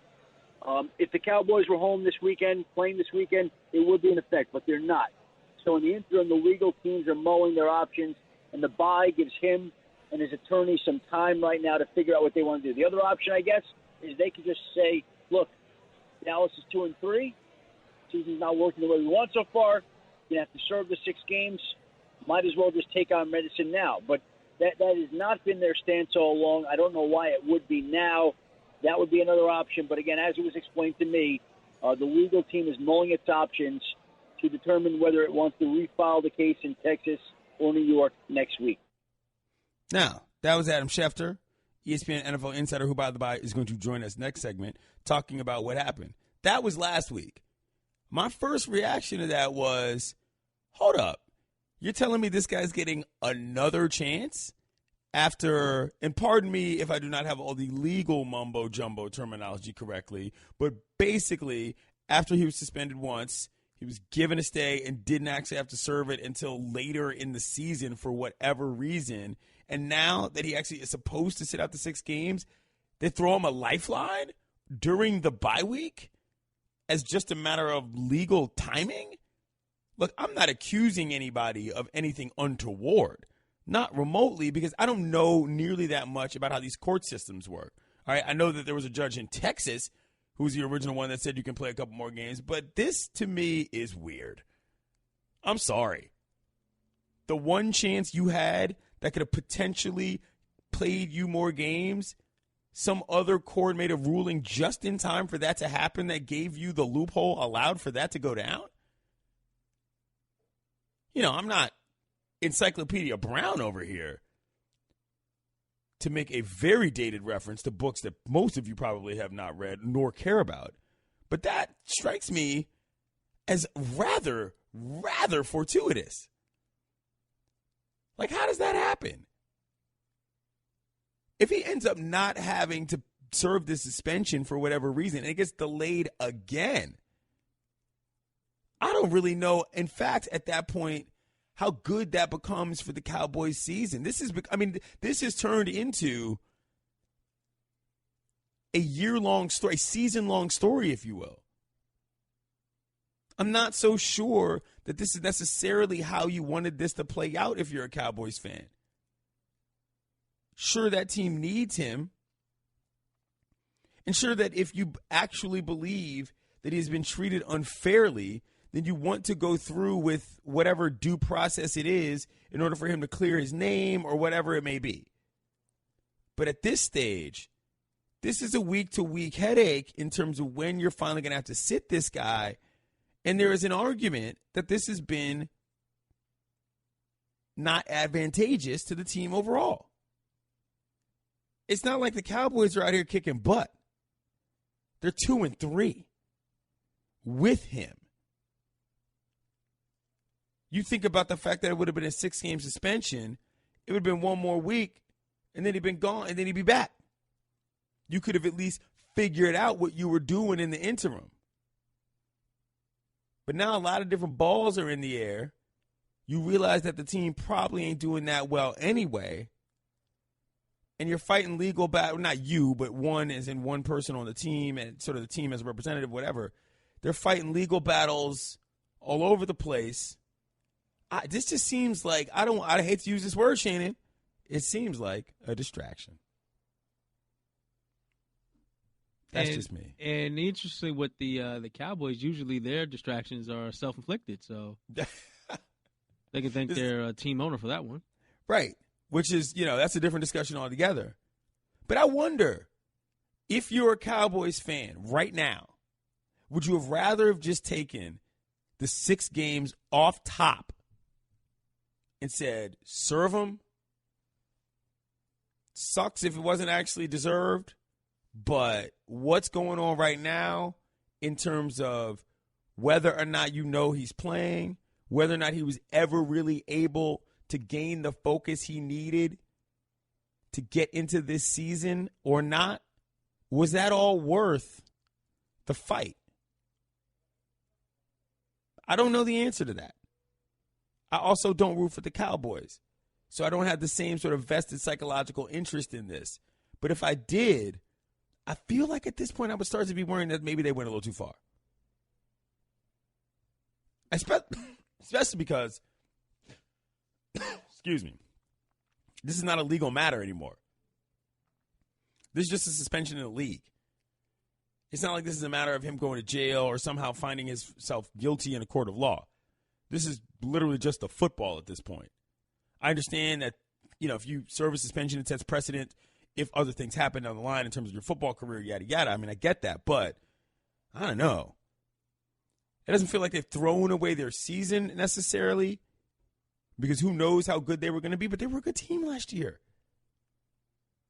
They seem to have zero continuity flowing through from last season to this season. Cowboys are not in a good place right now. Not remotely. And you know what? That doesn't bother me at all. Coming up, Adam Schefter, ESPN NFL Insider, is going to join us. We're going to double down on this news. I need to know more. This timeline seemed a little dicey and fortuitous. I said that last time. Schefter didn't necessarily agree with me. I wonder if his thoughts have changed. I'm Clinton Yates, filling in for Bomani Jones. It's The Right Time on ESPN Radio. The Right Time with Bomani Jones. Welcome back to The Right Time with Bomani Jones. My name is Clinton Yates, filling in here on a Thursday, and ESPN Radio is presented by Progressive Insurance. Progressive is celebrating 5 years and more than 500 cars donated to vets. To learn more, visit keys2progress.com. Joining us right now on the show, Pinto Performance Line, is Adam Schefter, ESPN NFL Insider. Schefty, last week when we talked, I thought I said it was a little fortuitous that the Cowboys managed to get this ruling for Zeke at the time that they did. Turns out it's actually maybe going to work out in their favor. Do we have any updates on this news regarding the Cowboys and their running back? He's going to play this week, as we know, and he's going to play next week, as we know. And then the judge is supposed to rule on October 30th, make another decision, the judge that's been on vacation. I think that we've already seen 3 judges side with Ezekiel Elliott and the NFLPA saying that there were issues of fundamental fairness in this case, that Ezekiel Elliott was not allowed to cross-examine his accuser during the appeal hearing or the hearing. And so I think there are people who believe that he's going to play this full season. Now, at some point, this penalty is going to be served. And it looks like more and more there's a distinct possibility that it's going to be next year, which means it would impact 2 seasons. Because even though he doesn't sit out this year, you can't tell me that it has not impacted how he has played and what this team has done to adapt and adjust to all the talk going on around it. And then next year he could actually sit out the 6 games. So I don't know. We'll see how it plays out, but I'm not sure if it's a blessing or a burden that it's going to be that way. But that's the way it's looking like. He'll play the next 2 weeks for sure. You can take that to the bank. We'll get a ruling October 30th in all probability, and then we'll find that as fate for the remainder of the season. Well, that's what I was going to ask you, Adam, is that from your sources around the Cowboys, is there any sort of feeling from what you've heard that maybe they might have just been better served, considering what their record is, doing it from the beginning and just serving the suspension because of the risk that it would end up involving not just 1 full season but potentially 2? You know, Clint, I don't think they're thinking like that right now. They're thinking that they want to get back one of their best players, period. As much as they can, as often as they can, whenever they can. And they're not thinking, okay, well, what if our record's not the way we want it to be? They're thinking that if we have Zeke, we have a much better chance to do what we want this season. That's how they're thinking. Adam Schefter, ESPN NFL Insider, joins us on the right time with Bomani Jones. My name is Clinton Yates, filling in here on a Thursday. Teddy Bridgewater's name is coming back up. I never thought I was going to see this guy play football again, to be quite frank. This is sort of a cool moment, I think, for a lot of people who were fans of his. But where is he from a progress standpoint from what you hear? Clinton, listen, there were people that thought that he would not play again. And I think I had spoken to some people last year who told me that there were 18 players who had this knee injury that he did when the ambulance had to take him away from Vikings practice last August 2016. There were 18 players who had an injury similar to this, and I think only 3 came back to play in the NFL again. So that tells you right there that the odds are stacked against you. But the one thing about Teddy is he's a man of character and a man of faith, and I think that he's very well regarded within that organization. They had faith that he would be able to overcome, and it looks like he's going to do that. They're not ready to stick him out there Sunday. They'd have to activate him. They're on that 21-day window where they have to activate him. With Sam Bradford's knee ailing and showing no signs of when it's going to get well, then I think we're going to see Teddy Bridgewater this season. He said himself that he expects to play this season. I think we may be a few weeks away. All right. Well, Roger Goodell is obviously still back in the news, making, headlines about the national anthem and so on and so forth. I guess I understand that nobody's going to get penalized, but there's some feeling that maybe not that many people are going to be protesting. Do you still see this being a story on Sunday or beyond, or where are we in terms of what the league stance is on this? Well, it's an ongoing story, and it doesn't look like it's going away anytime soon because there are some people waiting for the league to make some moves, like film PSAs on societal reform and donate money and get more involved in communities and be the voice that fights against police brutality or social injustice or whatever it may be. So, no, I don't think this is over. I don't think it's close to being over, and they're going to continue conversations on October 31st. And this is one of those stories that evolves constantly, and there were people who thought it was over for a period of time, and then Mike Pence shows up and leaves the game, and Jerry Jones comes out and says his players will stand or else, and then they have meetings. So there's always something going on with this. Speaking of that, though, and sort of moving towards the sort of the social justice realm, and I don't want to get too far down this, but I do want to note Chris Long and what he said and what he's going to do, that effort. Is that something that, do you see this being something where maybe the NFL at some point decides, as you mentioned, that they're going to sort of maybe join forces with some of these players and as a way to just mitigate the conversation just being about sort of one thing around the anthem? He's giving away game checks, and he's giving away to a good cause. How does the league sort of feel about this in terms of what players are doing? Listen, you can't help but applaud what Chris Long has done here. And it's a situation here where he's not only playing this season for free. He's playing the season for other people, and he's playing the season for other people to get educational opportunities. And I think, to me, that should be talked about even more often than anything else. All right. Fair enough. Adam Schefter, ESPN NFL insider, joined us. Any news that we should know before tonight's Thursday night football matchup in terms of availabilities or any other injuries or what have you going into tonight? Standard injuries, I think. There's nobody, to my knowledge, that's not going to play unless they happen today. But Navarro Bowman is going to play for the Raiders tonight, less than a week after the 49ers released him. He'll be out there helping to try to solve the Raiders' run game defense, and we'll see whether or not he can improve it. But Navarro Bowman will be out there for the Raiders tonight. All right, last thing I'll ask you, Adam, what's the deal with Andrew Luck? I don't seem to understand. He's throwing, he's not throwing. Yeah. Indianapolis is up in the air. I don't get it. Well, it's pretty simple. It's shoulder surgery last January. He's had a very slow recovery. They're not rushing him along, which is the wise thing to do. He was making some progress. I think everybody felt pretty good, and there was a setback this week. And those things happen when you come off a significant shoulder surgery like this. And they basically gave him a cortisone shot. They're going to sideline him a couple of weeks, and I think by the time he comes back, it may be to the point where it's so late into the season that you wonder if it makes sense to even bring him back. And I think it's fair to wonder right now if he's going to play at all again this season, and if it doesn't make sense to shut him down for 2018 and bring him back at that point. He's Adam Schefter. He's an ESPN NFL insider. Thank you, Adam. You got it, Clinton. Have a great day. No problem. I want to take this time to talk a little bit more about Chris Long and what he's doing. And let's not underplay how adjacent this is to the Colin Kaepernick situation. Let's not act like we can't draw the line in between all of these scenarios. Chris Long is from Charlottesville, Virginia. Okay? What happened in Charlottesville in terms of the rally there in which a person ended up dying because somebody ran over them with their car, and how that relates to what we were talking about in terms of police brutality, what we're talking about in terms of injustice, and the other things that were actually being protested. Let's not act as if Chris Long giving up game checks is somehow a separate matter that exists only on an educational plane, because they are all correlated. Colin Kaepernick leading to Chris Long giving up game checks for kids in that town and across the country to get educational opportunities is ultimately a good and a great thing. It doesn't matter whether or not you think they should or should not be kneeling. The ends don't always justify the means, but in this case, they absolutely do. And I'll say this in addition.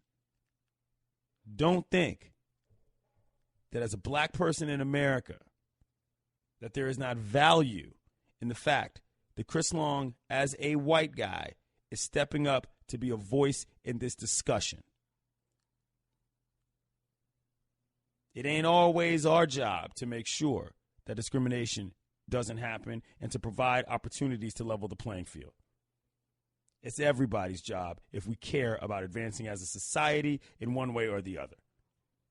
And the fact that Chris Long has put his neck out here in terms of not only his reputation, but his money, Chris Long is always invited to the cookout. Coming up next, gonna talk about Thursday Night Football.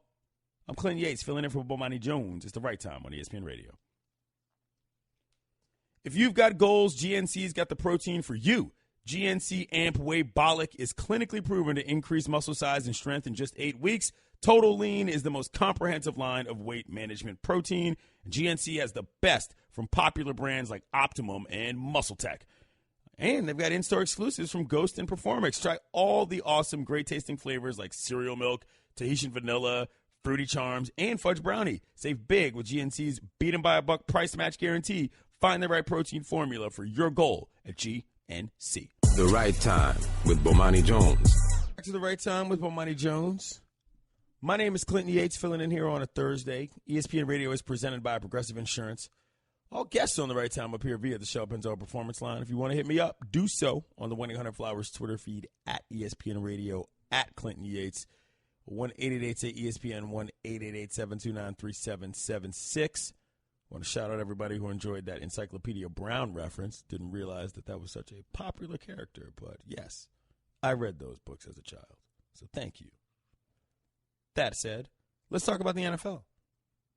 Thursday Night Football has now totally reinvented itself, it seems. I remember last year when it was a big joke. You'd get together with your crew, say, oh, we got to watch a football game. What are we doing with ourselves? It's Thursday. I don't even want to look at you people anymore. You're the people I normally see on Sunday, maybe a Saturday. I got other things. I got different people to hang out with on Thursday. Now I got to look at y'all mugs on Thursday because y'all are the people I watch football with, which otherwise is not a bad thing except when the games are garbage. Now, the games aren't garbage, and it's a cool thing. Tonight, we got the Chiefs at the Raiders. Now, on the surface, it might not look that good. The Raiders are only 2-4. The Chiefs are probably the best team in the NFL at 5-1. But this is a divisional matchup. This is where people in this business start firing up the old NFL music and using these old voices. The Raiders against the Chiefs. To show deference to the homie Chris Berman. This is old AFC West nonsense. People gouging eyes and doing head slaps. Back in the day when football was crazy. So I'm supposed to get excited about it on a nostalgia front. But it's actually a pretty good game. Let's read off some of these stats about things y'all care about. Because my man Kareem Hunt, by the by, who's getting me all sorts of points on my fantasy team, I'm telling you all that because I know you don't care, is having a record-breaking season. He became the first player in NFL history to reach 100 yards from scrimmage in each of his first 6 games of his career. That's a pretty amazing accomplishment just on its own. And according to Elias, Hunt needs 115 yards from scrimmage tonight to become the second player in NFL history to reach 1,000 scrimmage yards in his first 7 career games. That's a pretty sweet accomplishment. If you're Kareem Hunt, you say, oh, yeah, I belong in this league. Forget about fantasy nonsense. Kareem Hunt is the reason why that team is what they are. I know that Alex Smith has been playing well, and I know y'all like to bang on Alex Smith on this show. But let's be real, Kareem Hunt is the engine, for me, for that offense in many ways. The Raiders have lost 4 straight, so that's not good. But the Derek Carr situation, this is a good thing. I mean, if this guy's back, you got to believe you got a chance. I don't really know whether or not, I don't really know whether or not he gets the entire season on track. But, Raider fan, I presume that you are in a good spot considering where you've been before. But most importantly, though, is Marshawn Lynch. Marshawn Lynch has a new reality show out. And sorry, NFL chalk talkers, this is what I care about. That show is hilarious, Shannon. The situations they put him in have been excellent. You see that he's got an actual tremendous personality, which we all knew. Right. I feel like Marshawn Lynch's NFL career as a personality in this regard has been borderline wasted because we didn't get to see more of this throughout his time in Seattle and elsewhere. Although some of us knew about it, we didn't get as much as this to this point. I think what I've been most impressive with Marshawn is his comedic timing. I didn't know he had that in him. I know he was he was a character, but I didn't know he had that in him. The timing, because it's tough, to go out there and be funny. But when they put him in these situations and his natural reactions to him, it's been amazing. Yo, when he had my man out there spraying the dry ice, he said, "Not on the Jays, scientist, not on the Jays." And the dude legitimately was concerned that he had messed up Marshawn Lynch's Jays. Because let me explain something further to you.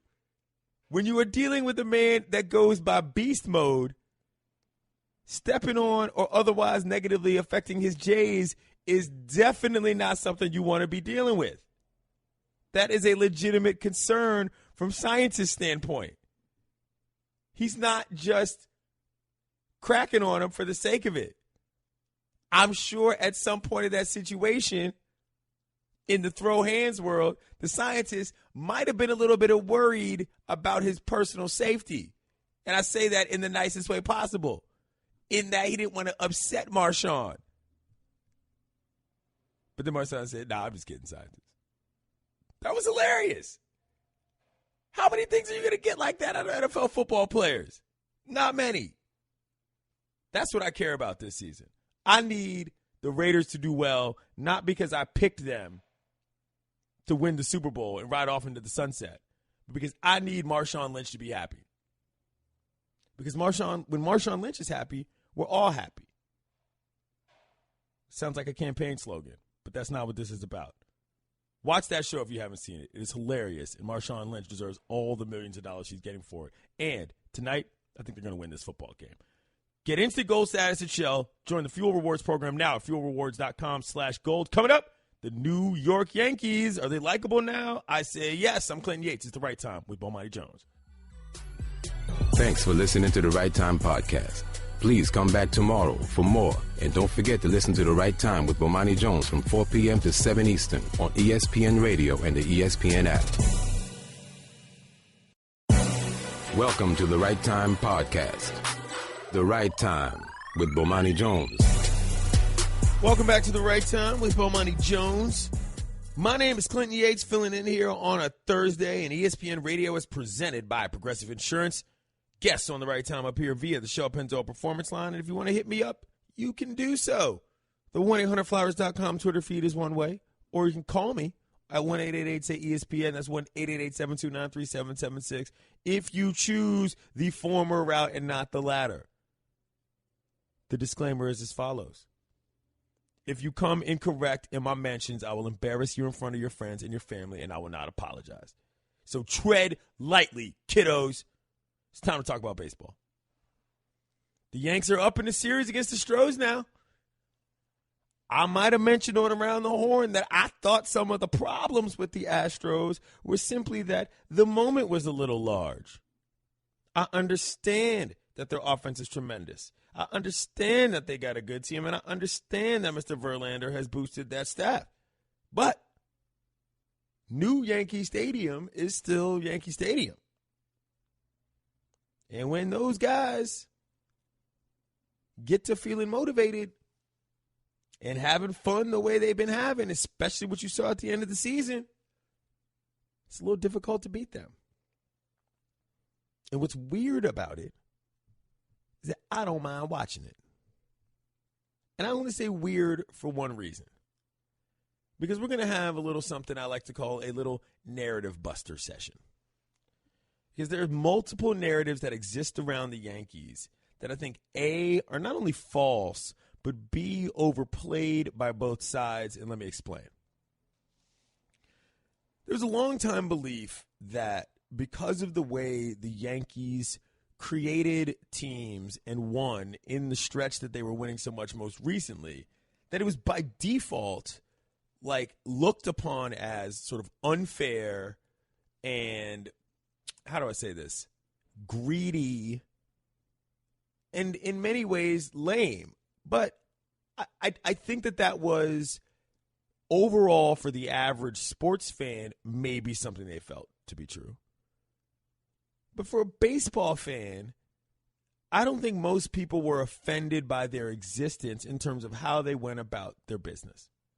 They had the core four. They added pieces as they needed.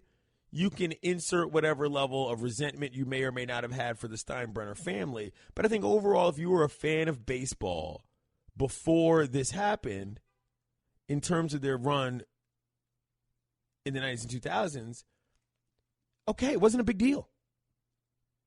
They were the Yankees. They won a lot.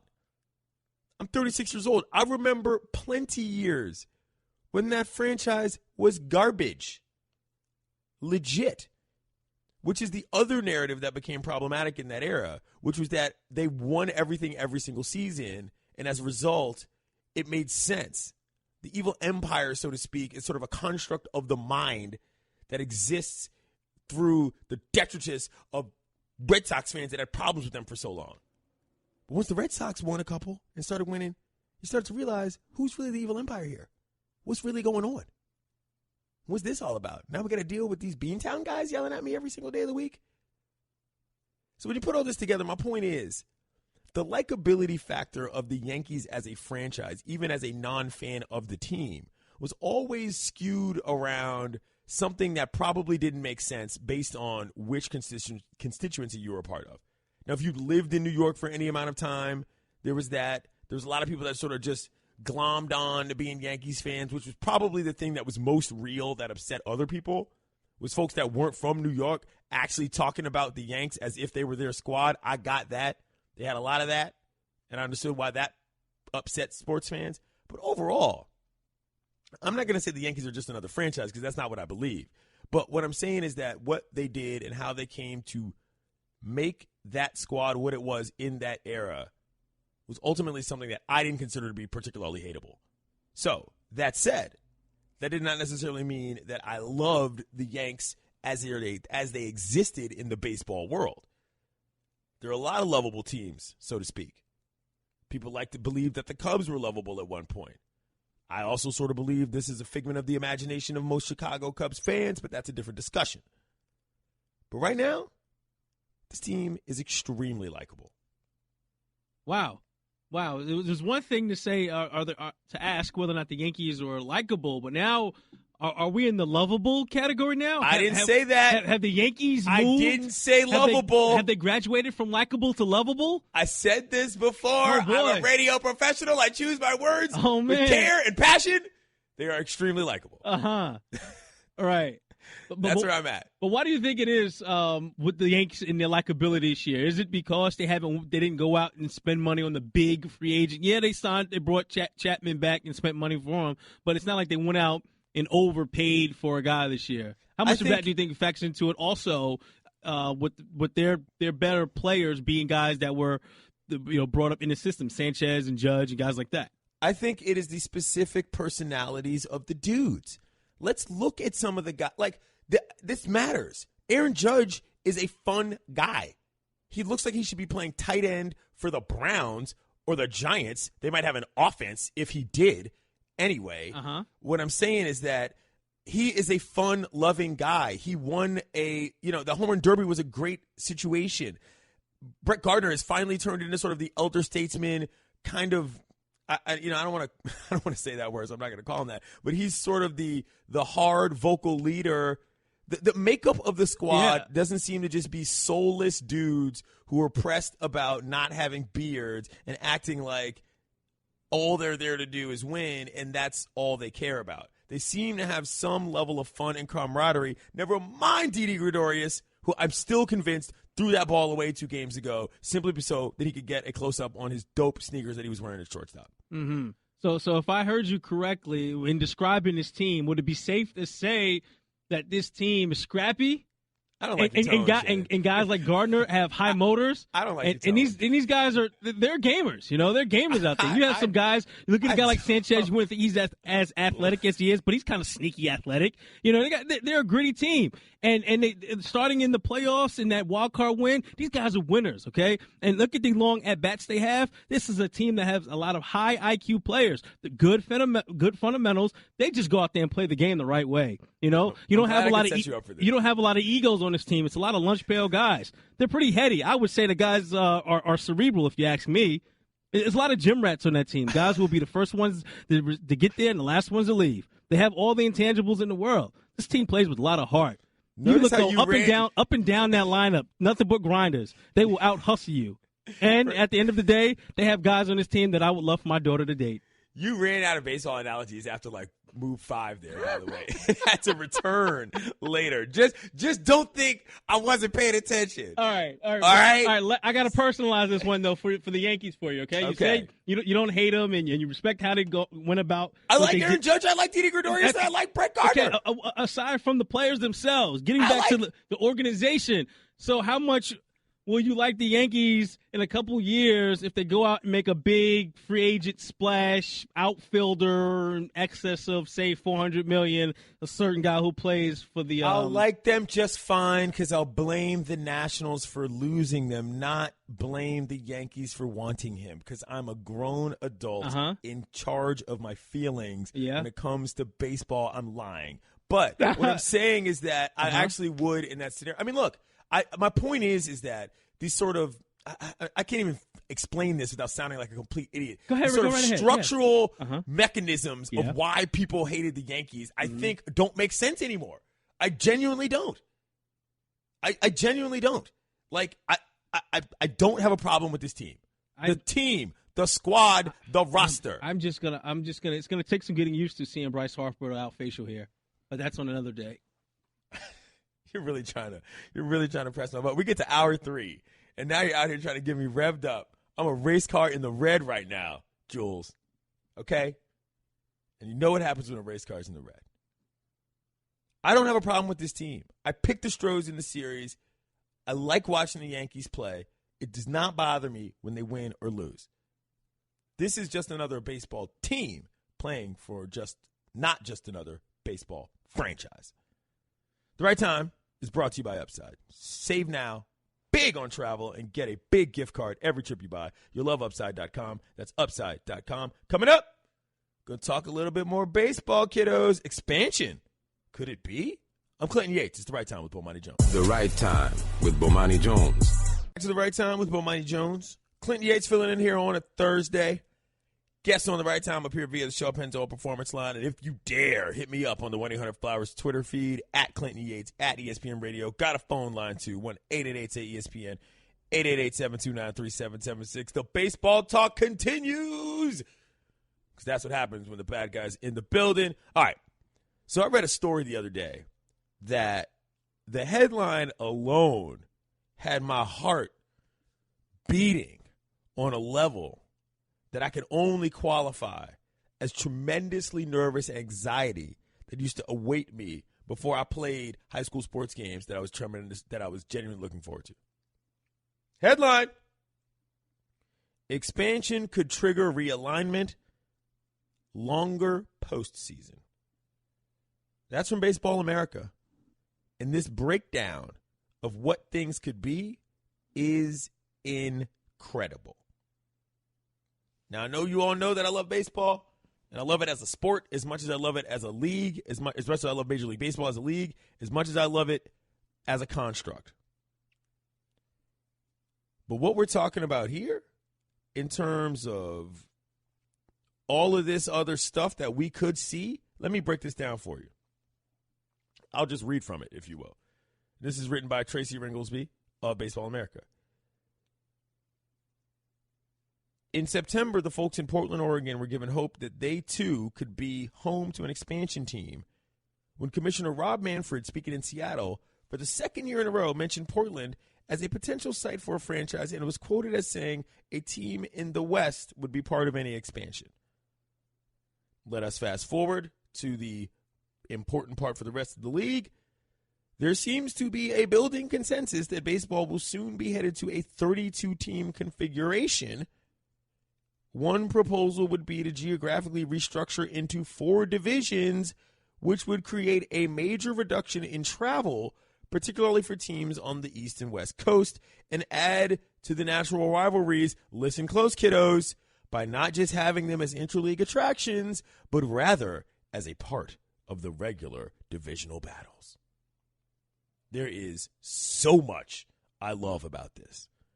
Number one, I am a massive fan of even-numbered leagues in terms of your teams for simple playoff balance. You got to have that. You have to have that. Otherwise, it's just awkward. The math is botched. It's annoying to look at from a visual standpoint when you're presenting everything. This stuff matters. Going to 32 teams would be a great move. Portland, also, great place. Hillsboro Hops, I love you out there, but a big league squad out there would be a whole other matter. Don't get me started on The Battered Bastards of Baseball. It's the best baseball movie I've ever seen, and will be yours too if you see it. Different discussion. Let's get back to this, though.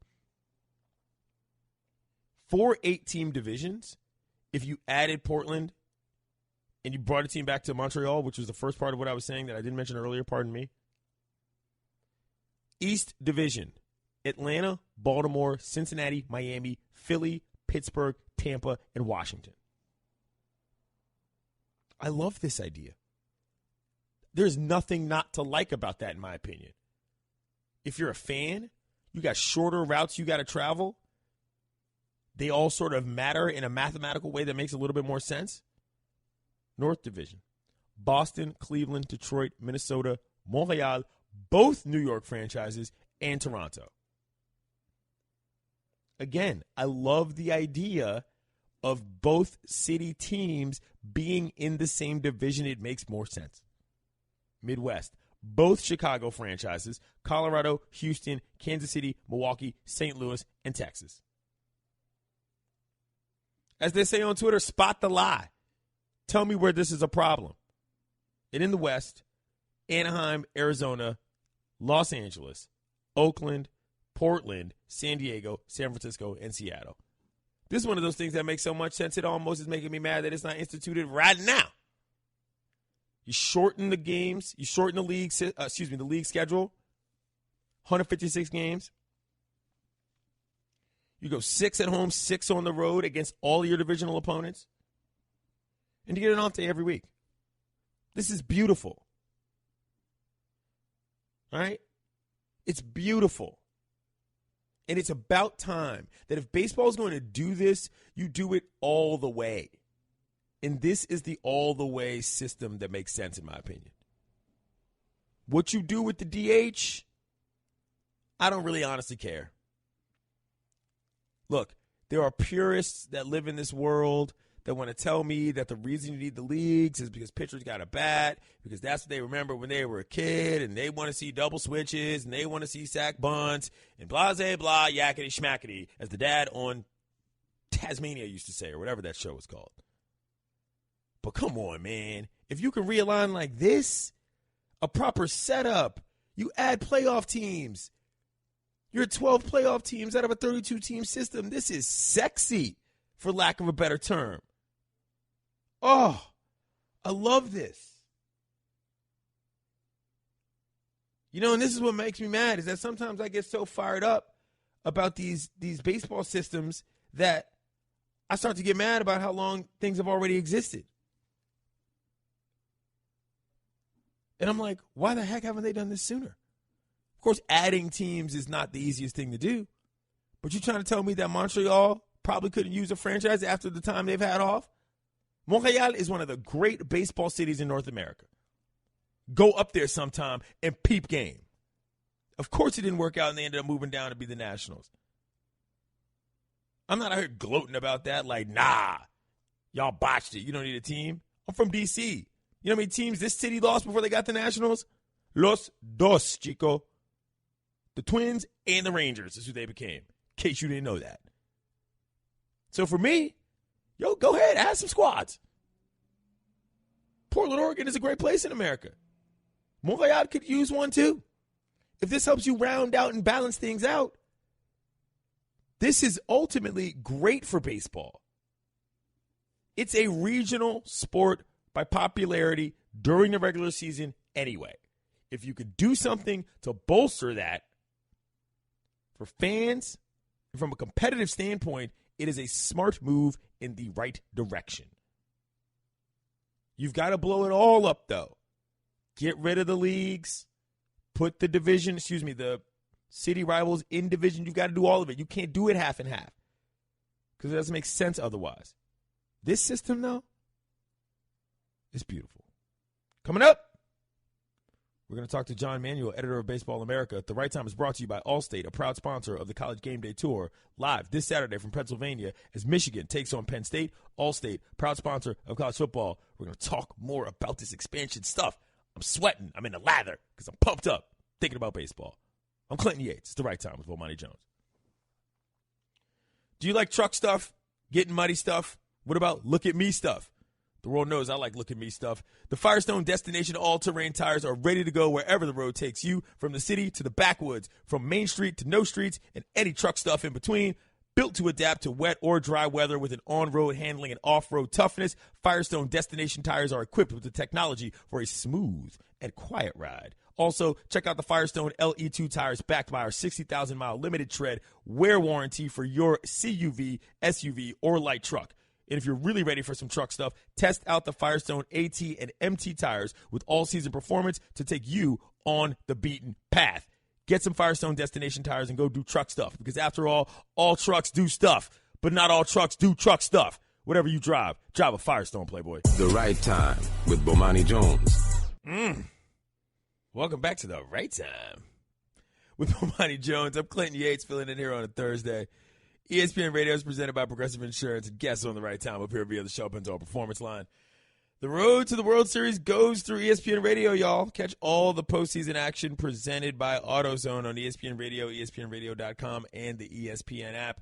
Shannon, you could have told me. I don't know specifically who that song is by, but I know that it sounds like basically the soundtrack for a good 4 years of my life of songs that I knew people were playing when they were doing things that I wasn't doing. Right. That was Don't Disturb This Groove by The System. Okay. Yes, and actually, the lead singer there, Mick Murphy, was actually born in Raleigh, North Carolina. So there's a little factoid for you. It's a good segue there for John Manuel, who'll be joining us here. John Manuel, editor of Baseball America, joins us on the Show Pinto Performance Line. John, I got so excited when I read the headline about realignment. We're going to get to that later. We're going to get in depth with that, though. But I want to ask you first, do you consider the New York Yankees a likable baseball team at this point? That's a tough call for me, raised a Red Sox fan. It's a likable team. I can tell you that the players on the team, especially Aaron Judge, it's hard not to like Aaron Judge. You know, a good Baseball America story with him is we put him on the cover a couple of years ago when he was a prospect. He was in the Futures game, and he'd actually tweeted about the cover. And someone tweeted at the cover at him and said, "Hey, congratulations, you're on the cover, BA." He wrote back, "Yeah, next time I hope it's not after a strikeout." And it was when you looked at it. He was taking off his batting gloves, and it was on the, so he had just struck out. But it was a good, good shot of his face. That's why we used the photo. But so I saw him in the Futures game and said, "Hey, next time we'll put you on the cover. I promise it won't be a strikeout." And we had a great, just a super conversation. And of course, he's on the cover now as our Rookie of the Year, and it's not striking out; it's hitting a home run. So he himself is a likable player. Didi Gregorius is a likable player. Brett Gardner. I have a lot of those guys. But, you're a lot more likable when you win, and when you win, playing the way the Yankees are playing. And they've just dominated on the mound against the Houston team that had the best lineup in baseball. That's really been the most impressive part of this ALCS to me is the Yankees pitching has been on point. Thank you. That is exactly, literally what I said. And so I appreciate you very much, John, for echoing my sentiments. With that, we shall move on to the expansion factor. I am from Washington, D.C. I am a huge baseball fan. I waited to get a franchise. And when I was 24 years old, the Washington Nationals came walking through that door, and the first game I saw, I went to RFK Stadium, and I cried in the bathroom because I was so excited. My dad saw two teams leave, the teams that became the Rangers and the Twins. So the concept of expanding to new markets for me is never one I'm going to hate on. To start the sort of process of this discussion about the whole thing, what is the probability and what needs to happen for a couple more teams to get on the radar of Major League Baseball, that being Portland and back to Montreal? Well, the probability, I think, is fairly high. And I don't know what the timetable is, but this is the longest period we've ever had in baseball without expansion since 1961. And 1961 was the first year they went from 16 to 18 teams. So that's the beginning of the expansion era. And the last time there was expansion was 1998, with the Rays and the Diamondbacks. So this, 19-year period without expansion is the longest since, 1961. So it's due. We're due in baseball. I think we can say, I know there's a lot of home runs, but the pitching has caught up. Every farm system, we're sitting here ranking prospects of Baseball America. Every team has a couple guys throwing a hundo. So there's a lot of guys throwing 100 miles. There's a lot of pitching out there. How it's used, that's different. But I think the talent has caught up, the internationalization of the game, so has provided a deeper talent base to expand. And I think the schedule works so much better with 32 teams. It does sound like there's ownership possibilities in Portland. I'm not sure about Montreal, but certainly a healthier business climate in Montreal now. I do think that Montreal, people forget Montreal was the second National League franchise ever to draw 3 million fans after the Dodgers. So Montreal has had good parts of the baseball market. So I think it's possible. I do think that you have to find a West Coast team or a Western team. I would actually suggest Vegas or San Antonio equally with Portland, but it sounds like Portland might actually have some money available and an ownership group available. So that's why they have moved toward the front. Well, that's what I was going to ask you. By the way, we're talking with John Manuel, editor of Baseball America. Clinton Yates here, filling in for Bomani Jones on the Right Time on ESPN Radio.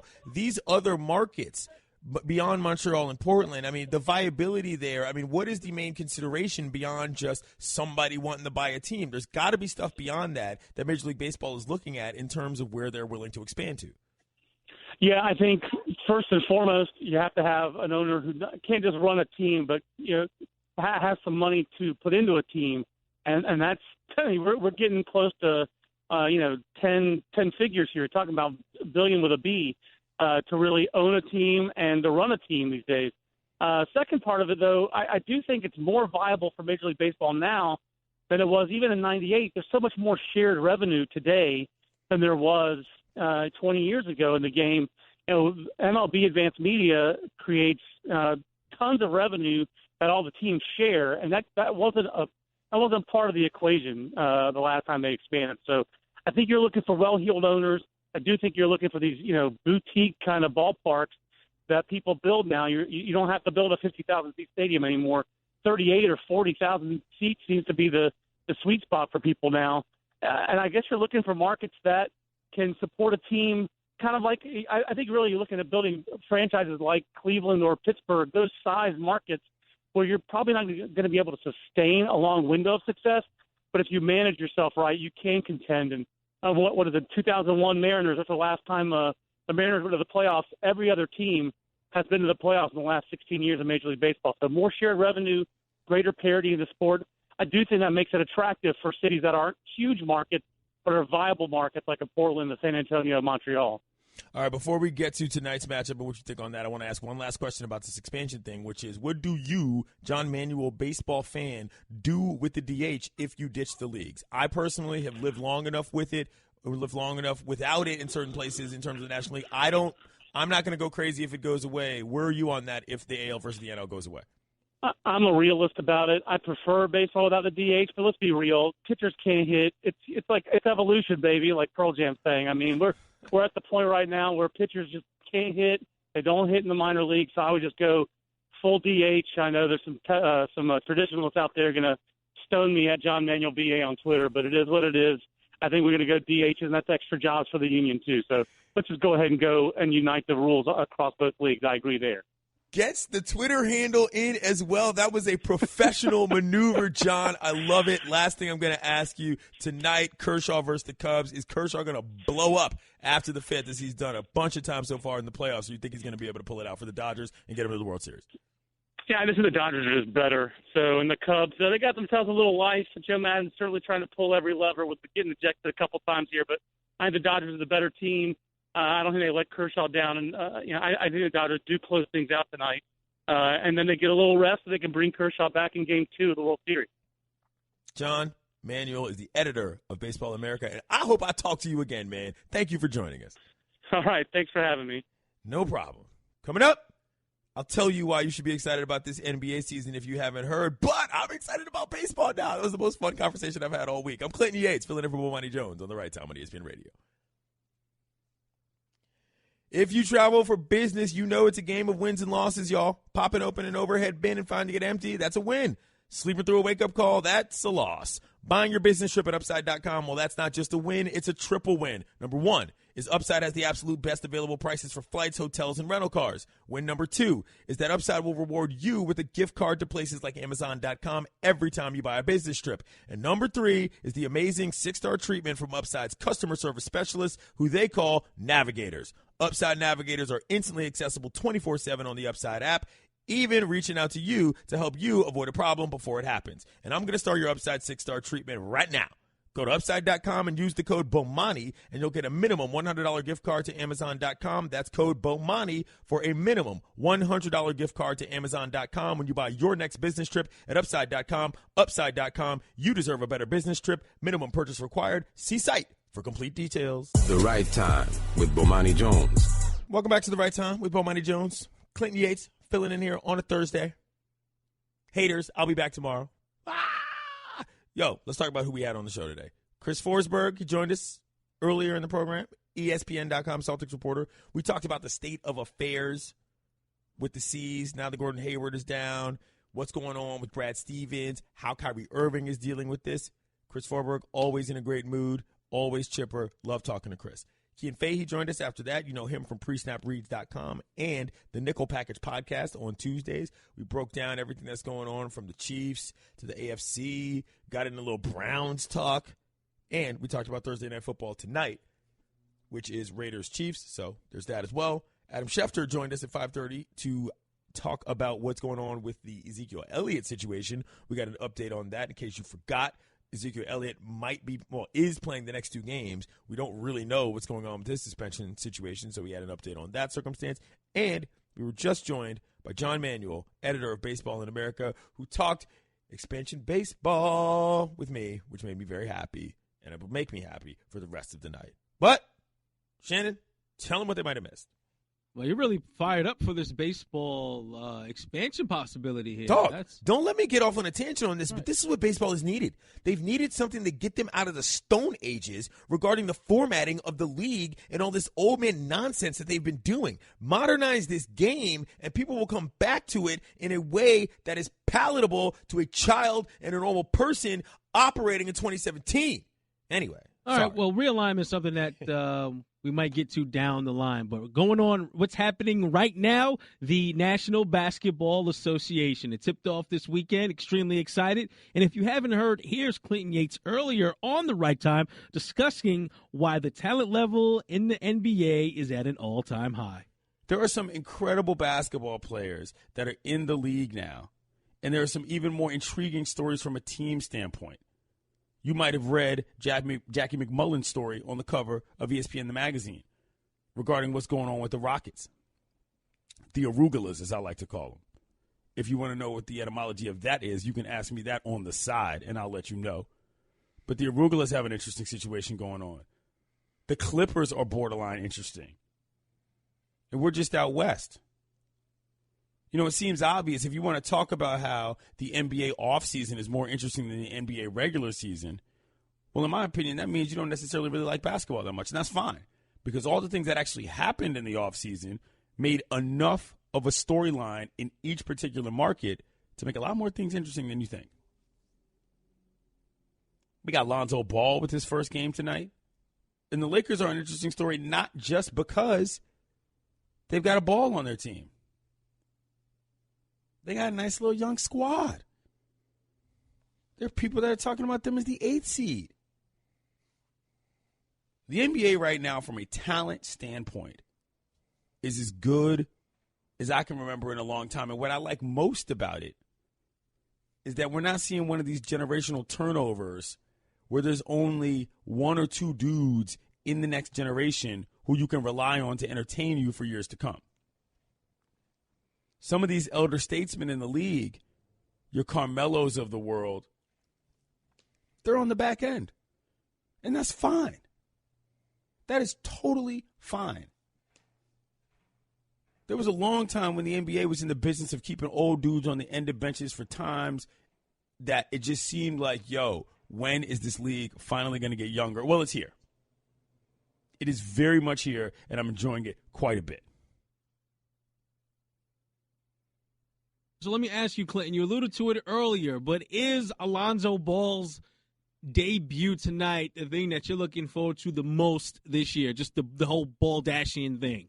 I mean, I believe my feelings about the Baldashians are well known, but the basketball matters here. Yes, I think he's a pretty good ball player. I want to see how he develops. I don't know how I like his physical frame at this point, but it'll be interesting to see what he thinks he needs to get better at from a strength and conditioning and physicality standpoint versus just a basketball skill set standpoint. I'm very much looking forward to his development as an NBA basketball player, never mind as a Hollywood superstar.